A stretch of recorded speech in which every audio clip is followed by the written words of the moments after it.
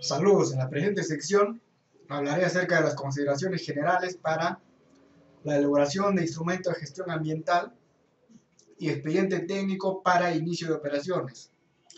Esta sección va dirigido a todas aquellas personas titulares de derechos mineros, titulares de actividades mineras en curso, vale decir por la vía extraordinaria o por la vía ordinaria, y también para los consultores en temas de minería, para aquellos que se dedican a hacer estudios ambientales,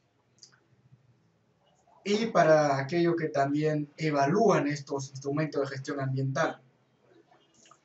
En ese sentido, voy a explicar, no en detalle, pero sí con los criterios más elementales a tener en cuenta al momento de la elaboración de instrumentos de gestión ambiental y expedientes técnicos para inicio de operaciones para actividades mineras de pequeña minería y minería artesanal. Muy bien, vamos allí. Como dice el título, tenemos aquí en esta sección las consideraciones generales para la elaboración de instrumentos de gestión ambiental y expediente técnico para inicio de operaciones para pequeña minería y minería artesanal, tanto por la vía ordinaria y la vía extraordinaria. Vamos a empezar primeramente con definir qué es la unidad minera. Según la definición encontrada en la actual legislación peruana en materia ambiental y en materia de minería, tenemos como definición, se entiende, así lo entendemos lo que estamos trabajando en este asunto, que es el área donde el titular de la actividad minera realiza actividades propias de la industria minera. ¿Cuáles son esas actividades? Cateo, prospección, explotación, labor general, beneficio, comercialización y transporte minero. Para entender un poco mejor dónde encontramos esta definición. De momento tenemos en el reglamento del cierre de mina,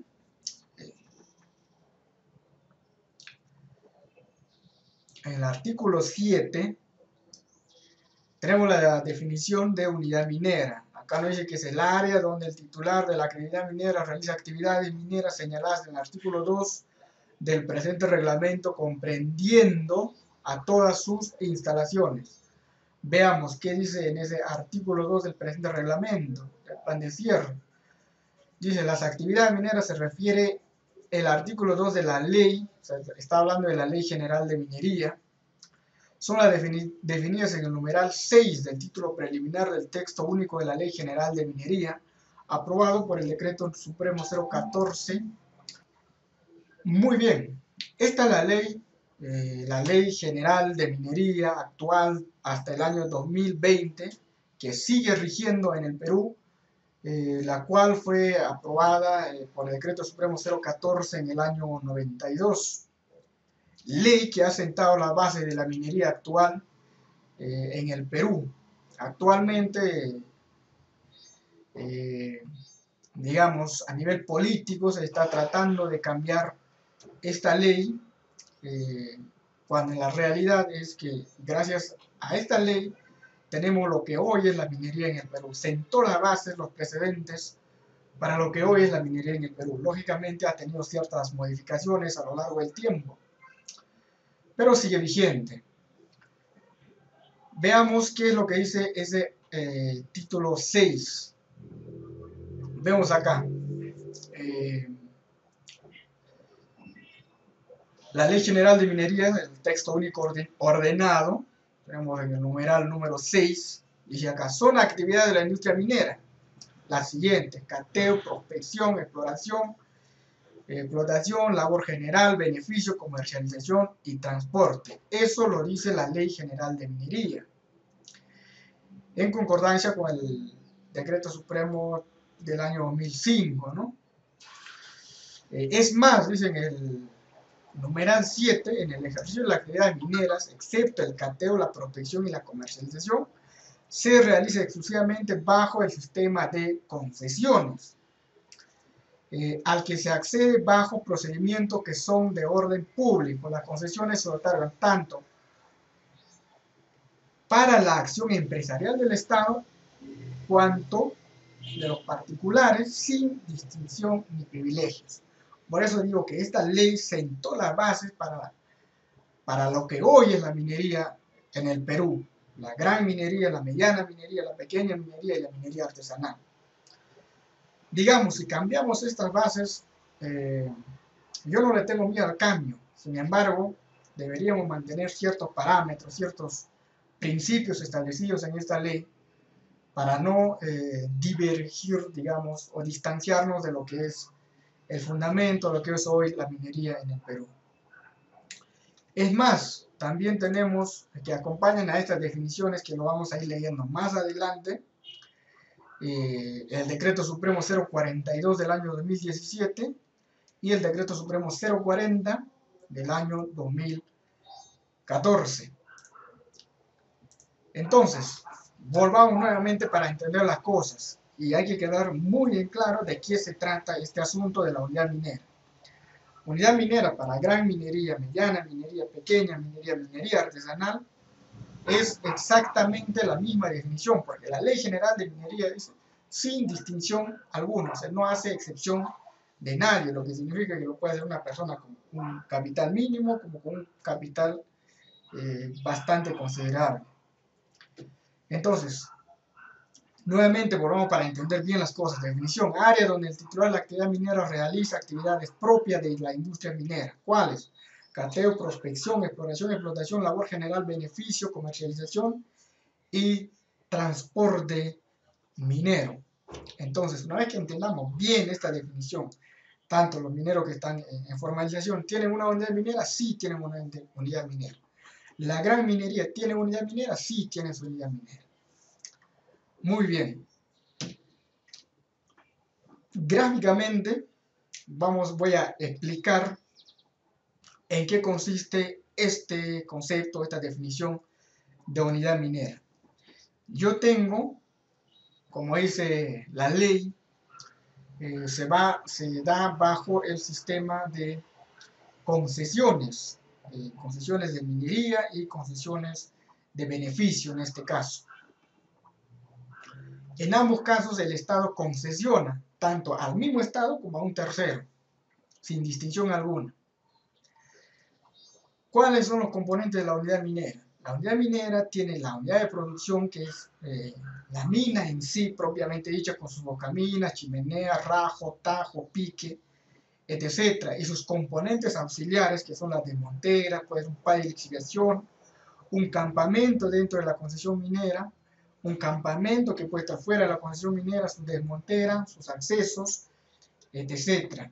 También tenemos la planta de beneficio, que puede formar parte de la unidad minera. En varios casos en el Perú, las plantas de procesamiento de minerales forman parte de la unidad minera. Esto se ve más en mediana y gran minería. En pequeña minería también se ve. Entonces, ¿cuáles son sus componentes? Tenemos un campamento, un acceso, la planta y su relavera. Y otro componente que puede tener la concesión de beneficio. Ahora, ¿por qué he puesto una especie de intersección aquí? Más adelante voy a explicar el porqué de esto. Para ello, yo he establecido, en base a la experiencia, digamos, tanto en la elaboración y la evaluación de estos estudios, proyectos ambientales, que para mí es muy importante, se llama el criterio de áreas. El criterio de áreas para proyectos mineros se estructura de la siguiente manera. Primeramente debemos definir bien el área efectiva o el área del proyecto. ¿Qué cosa incluye? Incluye el área de la actividad minera y el área del uso minero. Estos dos aspectos hay que tenerlos muy en cuenta al momento de la elaboración y la evaluación, para que no haya conflictos y problemas durante el proceso de la evaluación, la aprobación o en el futuro del proyecto minero, ¿no? Luego hay que definir bien el área de uso del terreno superficial. Es muy importante, ya que en el año 2012 en adelante, en el gobierno del ex presidente Ollanta Humala, se dio pues este aspecto de la consulta previa donde ahora prima el terreno superficial, ¿no? Entonces hay que definir muy bien el área de uso del terreno superficial.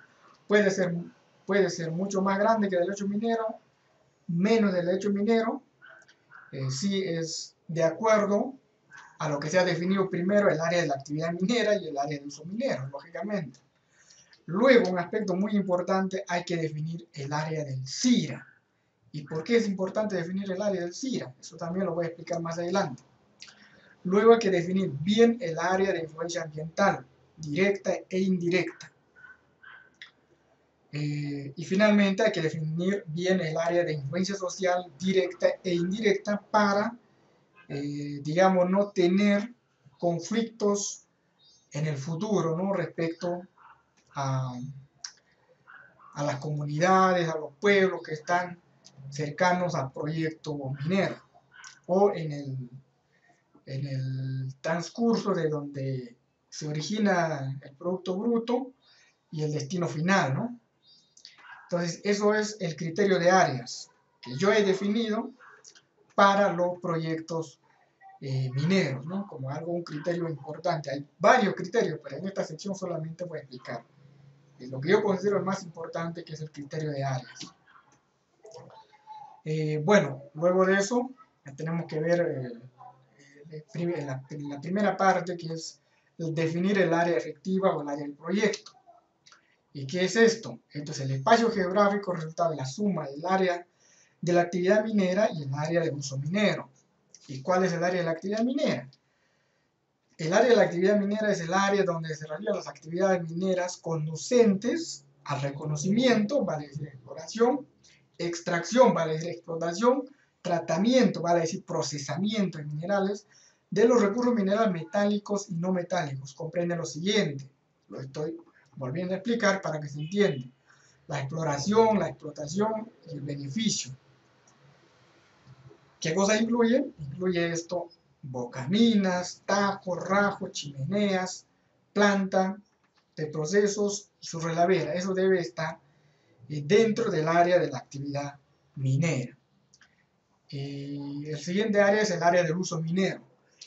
Es el área donde se desarrollan las actividades que no tienen relación directa con la concesión otorgada para las actividades mineras de exploración, explotación y o beneficio. ¿Qué cosa incorpora? Los componentes auxiliares tales como campamento, plantas piloto, depósitos de montes, accesos, pads, etc. ¿Y dónde dice esto que debe ser de esta manera? Veamos, en el Decreto Supremo 042 del 2017 explica, digamos, a rasgos simples lo que son las áreas de uso minero.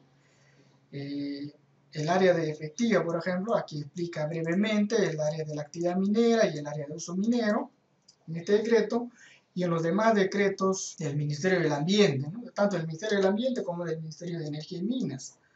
Dentro de ellos, algunos tengo aquí a modo de explicación para que ustedes tengan conocimiento de la legislación vigente en el Perú. Pero el compendio de la legislación es mucho más grande, mucho más amplia, donde se explica exactamente estos conceptos que estoy indicando en la presentación. Bueno, eso a grandes detalles, ¿no? Para tener muy en claro el área de la actividad minera y el área de uso minero. Y qué cosa debe incluir cada uno de ellos. Entonces, a modo gráfico, aquí tenemos, digamos, el área efectiva o el área del proyecto, ¿no? Primeramente, tengo aquí mi proyecto mina y mi proyecto planta. Pero yo, como empresario minero, tengo en mi proyecto, o sea, mi proyecto minero en conjunto, ¿no?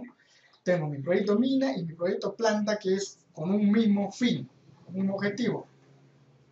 Se llama proyecto minero, que tiene por un lado el proyecto mina y el proyecto planta, cada uno con sus respectivas cualidades y particularidades. En el caso de la mina es para la extracción del subsuelo o de las canteras, si es una mina a tajo abierto, y en el caso de la planta yo debo tener proyecto aparte, que va a tener su propio estudio ambiental diferente al proyecto de la mina. Entonces, para eso yo he dividido aquí el área efectiva del proyecto y he dividido en dos subproyectos que se llaman proyecto mina y proyecto planta. Bien, veamos en qué consiste esto. Primeramente voy a separar el proyecto mina, el proyecto de la planta, para explicar en detalle el área de la actividad minera. Según la definición, tenemos que el área de actividad minera, dice, son aquellos conducentes a determinar, ¿no?, el recurso, la reserva y su extracción futura, como vemos aquí en la definición. El área es donde se desarrollan las actividades conducentes a reconocer el reconocimiento, extracción y tratamiento. ¿Qué significa eso? O sea, actividad en aquellas áreas donde voy a explorar, explotar y tratar. Entonces, ¿cuáles son esa área? ¿Qué me conduce a mí a reconocer, digamos, una exploración? ¿Vale? Es decir, mediante el método de socavones o mediante el método de plataforma de perforación. El otro que me conduce, por ejemplo, al reconocimiento. Ahora, a la extracción, lo puedo realizar mediante piques, bocamina, chimenea, rajo y tajo. Estos son los componentes que me van a conducir a extraer el recurso. Entonces, esto debe estar definido como área de actividad minera. Ahora, yo puedo incluir, digamos, en esta área de actividad minera mi pay de lixiviación, desmontera, campamento. No, porque estas áreas no, son actividades que no tienen actividad directa con la concesión otorgada. ¿Para cuál? ¿Para qué fin? Para el reconocimiento, extracción y tratamiento. Entonces yo, por ejemplo, el pay de lixiviación solamente como un componente, como forma de recuperación.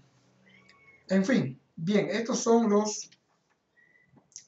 Entonces, el área de la actividad minera está compuesto, en este caso, en mi proyecto, por, digamos, pique, bocamina, chimenea, rajo y tajo, si es que se utiliza métodos combinados de extracción minera. Luego tengo el área de uso minero, ¿no? En este caso tengo el campamento, la desmontera, el pad de lixiviación. Entonces, según la definición de área de uso minero, son aquellas áreas que no tienen relación directa con la concesión propiamente dicha, ¿no? Ahora, ¿por qué, por ejemplo, estos componentes deben estar necesariamente dentro del derecho minero otorgado? ¿Por qué? Porque el Estado pues concede, por eso se llama concesión minera, a un tercero el subsuelo, que es el recurso según la Constitución Política del Perú de todos los peruanos. Por lo tanto, ese tercero, que sea persona natural o jurídica, solamente tiene ese subsuelo concesionado, lo que significa que no es propietario de dicho mineral. El propietario es el Estado. O sea, todos los peruanos somos propietarios, en teoría, de ese subsuelo. ¿Eso qué significa? Que, por ejemplo, yo tengo una bocamina y esta bocamina, digamos, por el interior de la superficie terrestre, he traspasado mi derecho minero.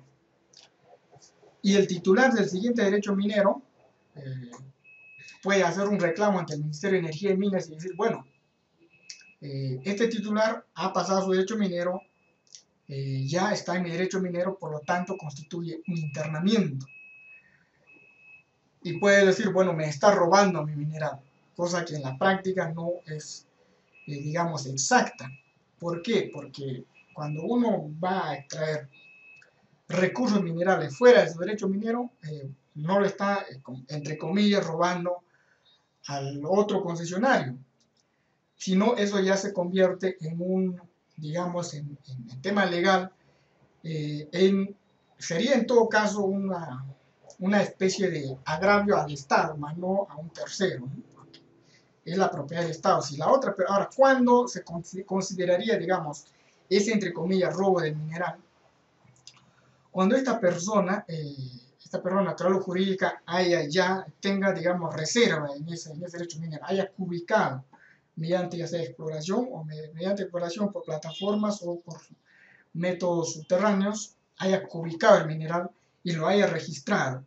En tal caso sí se daría esa figura, digamos, entre comillas, de robo de mineral. Mientras tanto, es un recurso que es un recurso del Estado que no has, digamos, explorado y por lo tanto no tienes plan de explotación aún, por lo tanto no estás afectando al tercero, sino simplemente al Estado. Y toda la configuración legal es en agravio del Estado. Entonces, por eso, este área de actividad minera debe ser, como dice la definición, solamente conducente a identificar, digamos, a extraer y a beneficiar ese recurso, ¿no? Pero todos los demás componentes no tienen relación directa con la concesión para ese fin. Por lo tanto, yo puedo tener, digamos, mi desmontera fuera del área de mi derecho minero, sí. Puede tener mis otros componentes fuera del área del derecho minero, sí. Porque se da en muchos casos que las concesiones mineras son tan pequeñas que ya no alcanza para poner, digamos, una desmontera o es una topografía muy accidentada, es un cerro prácticamente, y no hay espacio para tener allí un campamento, no hay espacio allí para tener un botadero o una desmontera. Por lo tanto, la ley indica que esos componentes se pueden tener fuera del área incluso de la concesión minera. Normalmente no ocurre, pero hay casos que sí se tiene registrado puntualmente este aspecto. Por lo tanto, en este caso, yo tengo dos áreas de uso minero y una sola área de actividad minera. Ahora, normalmente se da este caso, ¿no? Que el área de la actividad minera y el área de uso minero están dentro del derecho minero, normalmente.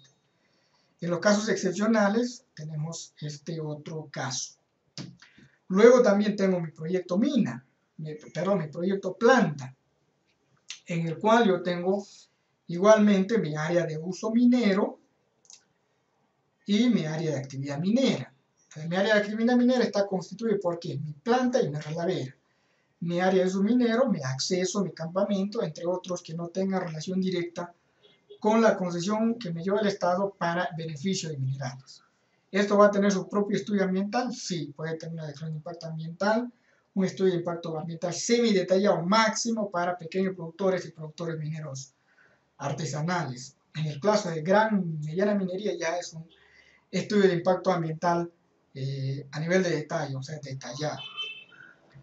Muy bien, una vez que hemos definido nuestras áreas de uso minero y nuestra área de actividad minera, vamos a pasar al área efectiva del proyecto. Entonces, antes de realizar, digamos, todo el expediente, el estudio ambiental, yo estoy definiendo como gerente del proyecto mis áreas respectivas para tener una idea bien clara de lo que es el proyecto. Como gerente de proyecto tienes que tener una idea muy clara de todo lo que vas a hacer desde el principio hasta la obtención de los resultados finales. Entonces, eso es mi experiencia como gerente de algunos proyectos mineros en el Perú. Entonces, tengo aquí el área efectiva o área del proyecto, lo cual consiste para ambos casos, ¿no? El área de proyecto mina y el área de proyecto planta. Estamos hablando ya del área efectiva del proyecto. O sea, área efectiva, ¿qué significa? Donde voy a explorar, explotar, beneficiar, y las áreas que son adicionales para tal fin, ¿no? Entonces, hay una diferencia. Aquí estamos hablando del área efectiva del proyecto minero. Entonces, el área efectiva es la suma de las áreas de la actividad minera y el área de uso minero. O sea, estas dos áreas, en suma, ya conllevan al área del proyecto mina. Sobre este área del proyecto mina puedo yo realizar todos los estudios necesarios para el proyecto minero, tanto para el proyecto mina y para el proyecto planta, cada uno por supuesto independientemente, porque cada uno tiene su tiempo, sus riesgos y sus propias inversiones. Eso es respecto a la gerencia de los proyectos. Eso ya es gerencia de proyectos. Luego tenemos que definir, luego de definir estas áreas, recién yo voy como gerente del proyecto a definir mi área de uso de terreno superficial. ¿Por qué? Porque yo no puedo definir antes el uso de terreno superficial, después recién definir lo que es el área del proyecto. Eso sería, digamos, un poco que no va que no cuadra, ¿no? Entonces, luego de haber definido esas áreas muy bien y claramente, tengo que definir mi área superficial para la mina y para la planta. ¿Y cómo lo voy a hacer? Esa área superficial, en el caso de la mina, debe encerrar poligonalmente a mi área de proyecto mina y a mi área de proyecto planta. Es decir,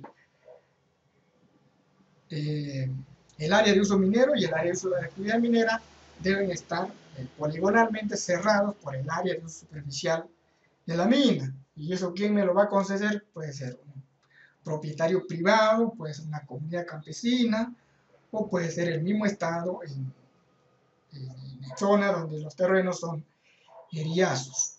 Ahora, ¿qué recomiendo? Recomiendo la renovación de alquiler o pago, puede ser anual, por 5 años, por 10 años, dependiendo de cómo tenga el convenio el titular minero o el titular de la actividad minera respecto a su mina, ¿no? Esto para las actividades extractivas, digamos. Para las actividades de beneficio, se recomienda la compra, en primer caso, de todo el área del terreno que va a involucrar mis componentes de mi proyecto, planta, ¿no?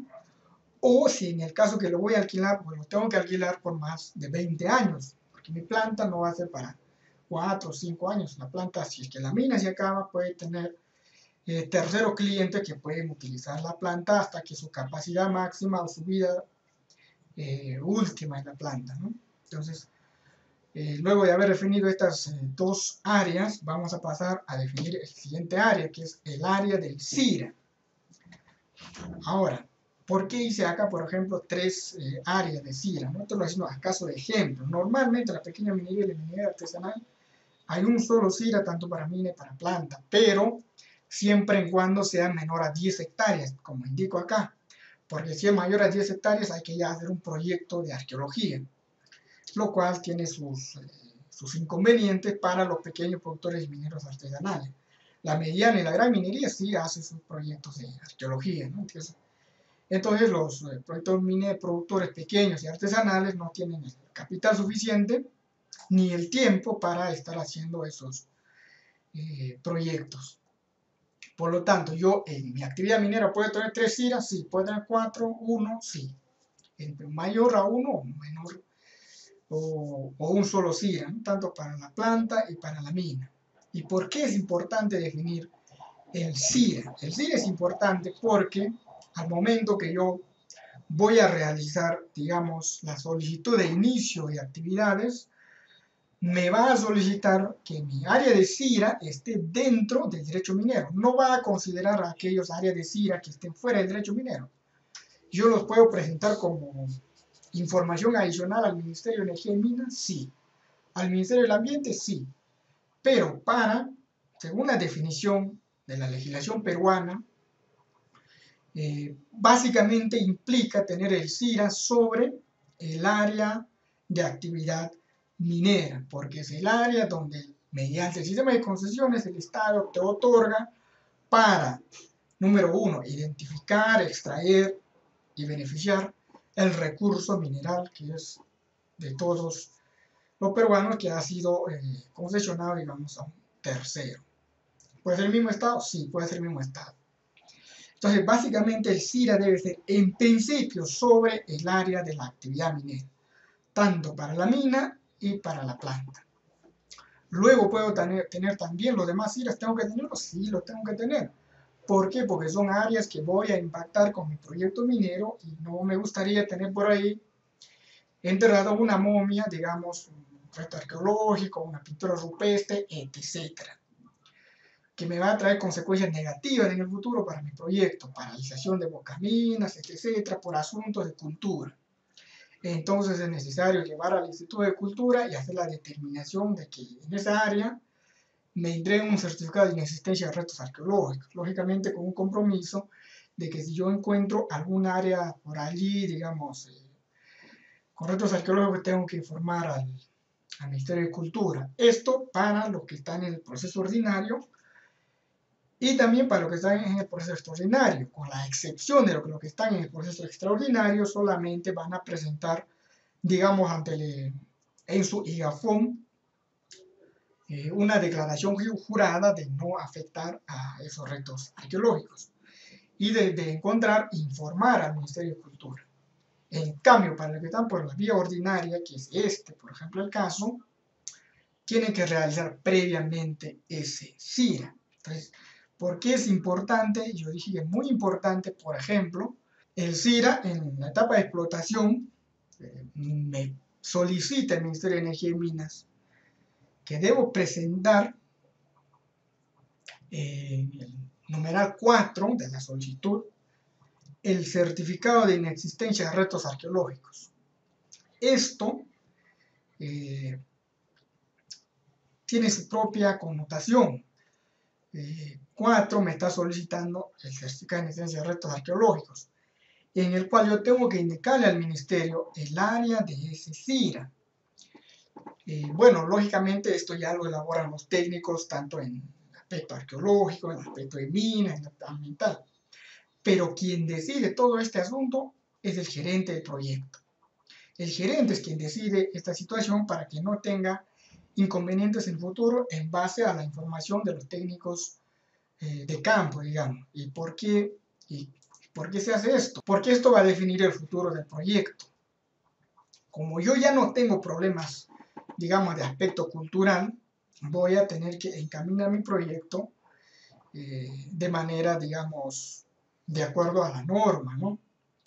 Entonces, aquí, por ejemplo, quien decide, como digo, este asunto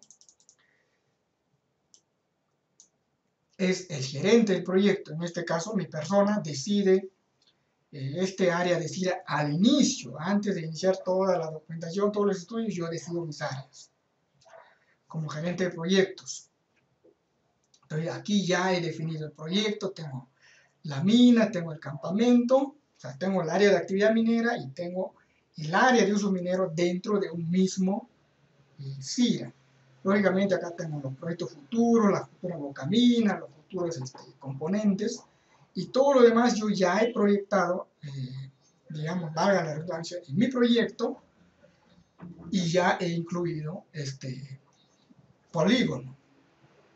Bueno, lógicamente en este proyecto hubo otra empresa consultora que había realizado otro CIRA que no tenía, digamos, esta visión general del proyecto. Entonces, ¿qué pasó aquí? Justamente por esto se demoran a veces los proyectos, hay que definir bien las áreas, porque si no se define, el ministerio lo que va a hacer es observar esta situación, porque de acuerdo a la ley no estaría cumpliendo los lineamientos generales, no de la legislación vigente. Por lo tanto, te van a hacer una serie de observaciones y esto implica tiempo y dinero para el titular minero. Tiempo y dinero, ¿por qué? Porque hacer un nuevo CIRA implica un tiempo, hacer un nuevo diseño de todas las áreas, los componentes de la mina, es mucho tiempo, mucho dinero para un pequeño productor minero.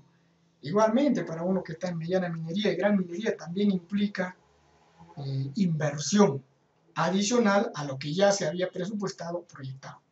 Para no cometer este tipo de, digamos, no errores, pero sí son, digamos, algunos aspectos que no se toman en cuenta, tiene que contratar un gerente de proyectos que conozca muy bien el tema de minas. El tema de proyectos de minas, que minas empiezan desde cero, ¿no? O sea, minas que no están todavía aperturadas. Entonces, esto, como digo, lo decide el gerente de proyecto, porque está a responsabilidad de él todo el proyecto. El técnico puede hacer lo que el gerente de proyecto o el gerente de operaciones le va indicando que vaya realizando, tanto en el aspecto de minas, ambiental, social, etc.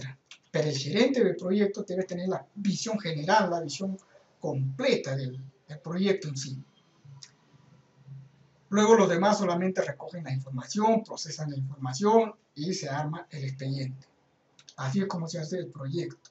también lo tenemos en el plano, ¿no? El plano, lógicamente, después de hacer la modificación, yo tengo que enviar ese plano al Ministerio de Cultura para que ellos, digamos, evalúen sobre esta área y sobre esta área me envíen a mí como proyecto, como el proyectista, el certificado de existencia de retos arqueológicos. En este caso yo indiqué que son menores a 10 hectáreas con un perímetro aproximado de 1400 metros, ¿no? En este caso, esto ya me lo envía el Ministerio de Cultura y esto es lo que yo, digamos, voy a llevar aquí ante el Ministerio de Energía y Minas para su futura evaluación. Entonces, una vez que todo esto está en orden, pues lógicamente el evaluador no va a tener ningún problema y no va a observar este aspecto.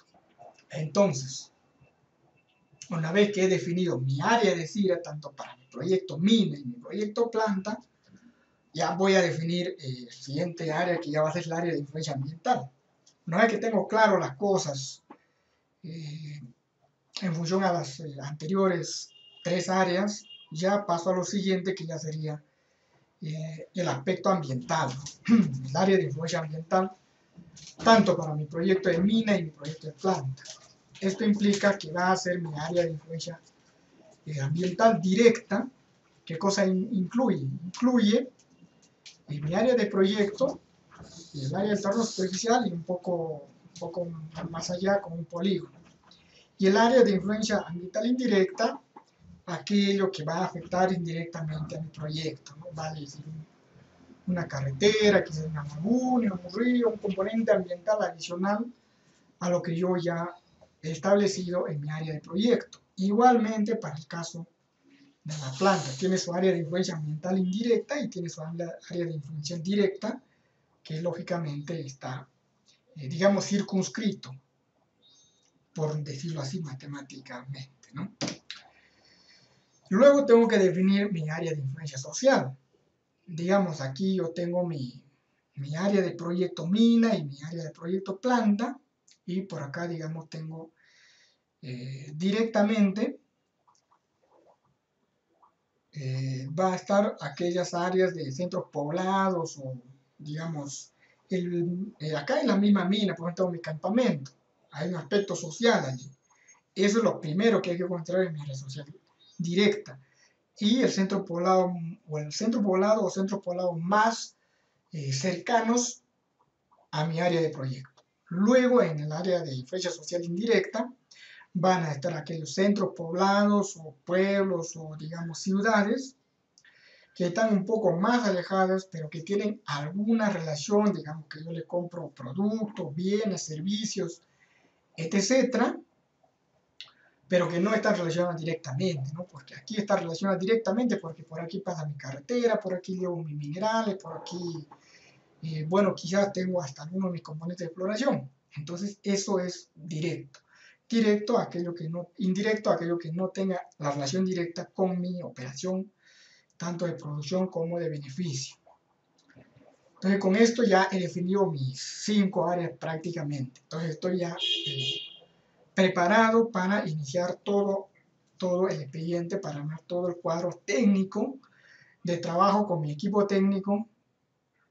Y esto es bueno saberlo, bueno tener en cuenta para aquellos titulares que al momento que le entrega, por ejemplo, el consultor, a veces no tienen idea de qué es lo que se le está presentando en ese documento. Por eso yo estoy explicando qué es lo primero que debe tener en cuenta para que la autoridad pues, no lo observe sus proyectos. A veces el titular minero, el titular del proyecto, se queja, ¿no?, de que el Estado no, digamos, no le resuelve el problema, porque a veces justamente existen estos detalles que no se está considerando o que no está bien, o sea, bien detallado en el estudio. Los criterios de áreas, entre otros criterios, ¿no? Pero lo básico es esto. Si esto falla, va a fallar gran parte, digamos, de tu proyecto, de tu estudio, ¿no? Va a ser observado. Por lo tanto, te va a tomar mucho más tiempo en sacar las resoluciones ante el Ministerio de Energía y Minas, CERNAP y todas las demás entidades que tienen que ver con el aspecto de la minería. Luego, otro parámetro a tener en cuenta dentro de estos criterios para yo elaborar mi proyecto de mina, tanto mi proyecto minero, proyecto mina, proyecto planta, tengo que tener en cuenta cuál es el ciclo de vida del proyecto minero.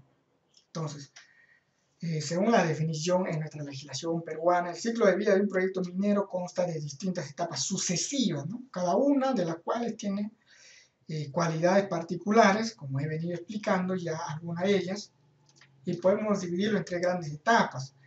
Estas etapas lo he definido yo, ¿no? Como gerente de proyecto de la actividad minera. Bueno, las etapas, lo que explica la bibliografía a nivel académico en el Perú son, bueno, unas muy similares, casi exactas, a lo que yo estoy planteando aquí. Lógicamente con una denominación, con un nombre diferente.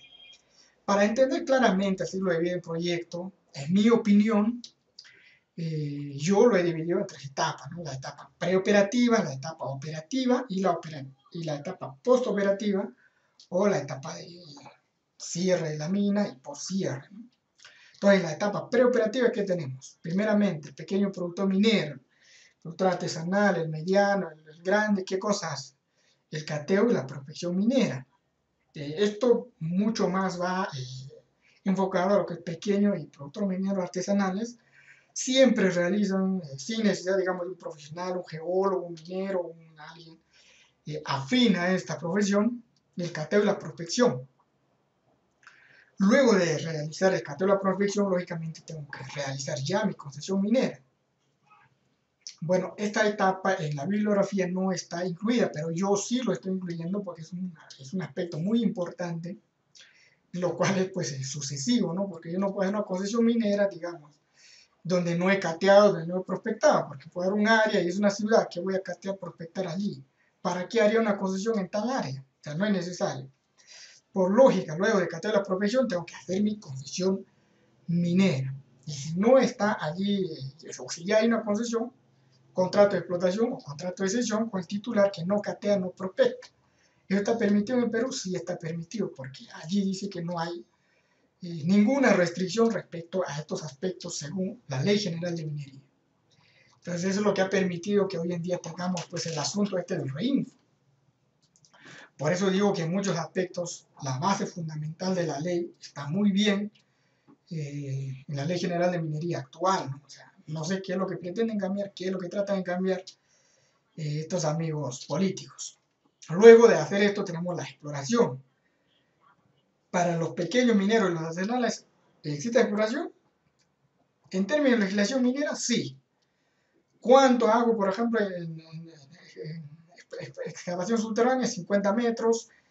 Y también tengo un número determinado de 14 a más plataformas, digamos, de perforación diamantina. Cuando hay capital, el pequeño lo puede hacer, sí lo puede hacer. El artesanal, bueno, el artesanal normalmente no hace exploración. Simplemente se le encuentra la veta donde supuestamente está el recurso, lo extrae. Luego tenemos una etapa de factibilidad de construcción, más que todo orientada a los pequeños, medianos y grandes mineros. Los artesanales normalmente esta etapa de factibilidad no la hacen, la etapa de construcción tampoco, porque una vez que detectan la veta o el supuesto recurso, lo empiezan a extraer con carpas y así, ¿no? O sea, la realidad del Perú.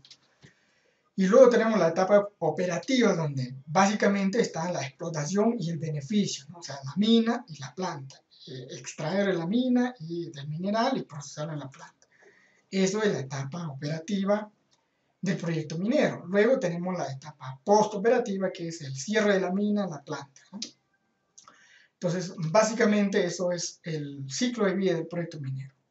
Tiene un nacimiento, una etapa de crecimiento y una etapa, digamos, de muerte. Lo cual se denomina en términos técnicos, para mí, etapa preoperativa, operativa y postoperativa. Gráficamente sería de la siguiente manera. Tenemos una zona de cateo, ¿no? Cateamos, luego hacemos el derecho minero, lo exploramos, construimos, digamos, la mina o la planta, lo vamos a construir, luego lo explotamos o en el caso de planta procesamos, ¿no? Con su planta, con su relavera, con todos los componentes. Luego cerramos la mina, lo dejamos verde, mucho mejor que lo habíamos encontrado antes. Entonces, El otro, digamos, la otra consideración, criterio a tener en cuenta es la vida útil del proyecto minero. Como gerente de proyectos tienes que entender cuál es la vida útil de tu proyecto minero para poner todos los componentes necesarios a tus estudios para que no tengas problemas futuros cuando haya fiscalizaciones o cuando hayan, digamos, obligaciones anuales del titular minero frente a las instituciones que lo promueven y o fiscalizan, que es el Ministerio de Energía y Minas, el Ministerio del Ambiente, SINERMIN, SUNAFIL, etc. Entonces yo tengo que tener bien claro mi vida útil del proyecto. Y esto depende mucho de mi producción, digamos. Si yo voy a hacer un pequeño producto minero o un producto minero artesanal o bueno, gran minería, mediana minería, esto no es discutible, esto ya tiene su propio parámetro. Pero el pequeño producto minero y el minero artesanal tiene que tener una idea bien clara de cuánto va a producir, digamos, o proyectar su producción, en todo caso, diario, mensual y anual. En función de esto va todo el proyecto. Esto es en sí el alma del proyecto, ¿no? La producción diaria. Esto es el alma de todo proyecto minero, tanto para la mina como la planta. ¿Cuál es la producción diaria? Entonces, yo he definido, por ejemplo, por la vía ordinaria, la vida útil, ¿cómo se determina? La vida útil es la reserva del mineral, digamos, probable o más probable. El prospectivo no cuenta, para casos prácticos, determinado por cualquier método de determinación de geoestadística de reservas. No voy a explicar ese tema técnico acá, simplemente voy a hablar de que la reserva debe ser probable y probable entre la producción anual, es decir, la vida útil tiene que estar en años. O sea, las reservas, digamos, tengo en toneladas. Y la producción anual en toneladas métricas por año, porque al final toneladas y toneladas se van y tenemos años de vida útil, ¿no? Entonces, aquí viene la definición. Para los pequeños productores mineros tenemos un máximo de 350 por día, tanto en la mina y en la planta. Para los productores mineros artesanales tenemos 25 toneladas métricas por día, tanto en la mina como en la planta. Ahora, en la vía extraordinaria, vale decir en el reinfo y parte también en la vía ordinaria, donde no se hace, digamos, exploraciones, básicamente no vamos a tener reserva, porque no va a haber por ningún método cómo saber si está probado o es probable esa reserva, ¿no? Entonces no tenemos reserva por la vía extraordinaria, lo que tenemos es un recurso mineral, ¿no? Ahí sabemos que está la beta geológicamente, hasta cierto punto, digamos, tenemos estimado hacia dónde continúa y por dónde puede estar. Entonces, en este caso, yo estoy viendo los casos, estudiándolos y analizándolos. Entonces, la vida útil del proyecto hay que estimarlo en función a un recurso estimado y una producción proyectada anual. Digamos, ¿cuánto voy a producir? 20 toneladas, 30 toneladas, 40 toneladas, 50 toneladas, 100 toneladas. ¿Cuánto? En función, digamos, aquellos que están en el riesgo ya están produciendo. Digamos, están produciendo diariamente 25, algunos 30, 40, 50. Sobre eso, digamos, yo como gerente de proyecto voy a ver qué más esa empresa está implementando, digamos, está poniendo mayor maquinaria, está semi-mecanizando, ¿qué está haciendo en la mina? Entonces yo voy a hacer una proyección estimada de la producción diaria, digamos, de lo que está hoy 50, mañana puede ser 80 o 100. Y voy a ver algunos parámetros mínimos y máximos al cual se puede orientar este producto minero. Entonces, con ese enfoque, yo voy a estimar su producción diaria para hacer un estimado de su vida útil de ese proyecto minero y con eso presentarlo ante el Ministerio de Energía y Minas, porque sin esto pues no tiene sentido realizar el proyecto minero, ¿no? Bueno, eso es un parámetro importante en este asunto. Luego volvamos al inicio, ¿no? Luego tengo mi unidad minera. Vuelvo a lo mismo a lo que he empezado. Como gerente de proyecto yo tengo que tener una visión clara de qué es lo que tengo que hacer y qué es lo que voy a obtener. Teniendo en claro este asunto, qué es lo que no hay ahora y qué es lo que debe haber en este proyecto, yo tengo un enfoque, ¿no? Como gerente de proyectos. Siempre tengo un enfoque. Entonces, yo al inicio tenía mi unidad minera, pero mi unidad minera en mi mente, aquí, en mi cerebro. Luego tengo ahora la realidad, cómo está mi proyecto minero.